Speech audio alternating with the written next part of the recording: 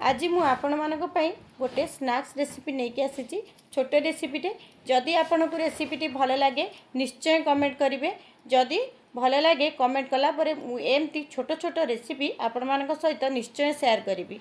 वीडियोटी को देखिला परे आपण निश्चय वीडियोटी को शेयर करने सहित मते कमेंट करने जमा भी भूलें। 2 गिना बेसन नहीं, बेसन को हल्का कर नेबे, गिनारे जमा चापिकी नेबेनी बा दाबिकी नेबेनी।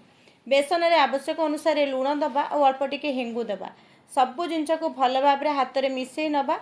जो गिनारे आमे 2 गिना बेसन नहीं से गिनारे गोटे गिना आमे पानी नबा।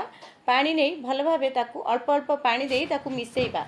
एकाथरे आपण पानी को देबेनी, अल्प अल्प पानी देई मिसईबे। आपण को गोटे गिना पानी रु 2 चामच अधिका लागि पारे किंबा 2 चामच पानी कम लागि पारे, किंतु आपण एटी बेसी पानी रो व्यवहार जमा भी करिवेनी। बेसन को आपण एमती किसी समय हाथ में फेंटिला परे देखिए आपण बेसन पूरा डबल हो जिवो। आ जदि पानी रे आपण टिके पकेबे बेसन टे आपणकर भल भाबे फुली जिवो बा ऊपर भासीबो। एबे देखंतु ए सेउ छांचरे मु भल भाबरे तेल लगे नेची। तेल लगेला परे मु सेथिरे सेउ देई ताकू बंद कर देली। आरपटरे कड़ाई रे तेल देई गरम होबा पई छाड़तिली। एबे आमे सेउ को एमती धीरे धीरे दबा। जदि आपणक सेउ फंटाटी हल्का न होबो टाण रखिबे ताहले आपण ए सेउ कला बेले देखिबे आपणक हाथ बहुत काटिबो आ आपण सहजरे मध्य सेउ छांच को बुलेई पारिबेनी।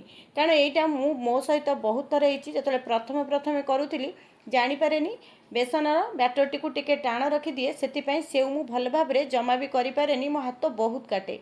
किंतु एबे बहुत कम समय रे बाजार भलिया सेउ घरे अति सहजरे बनै होउची। आपण ए प्रोसेस गोटे थर सेउ बनै देखंतु, देखिबे रेसिपीटी आपण मानकू निश्चय सहज लागिबो।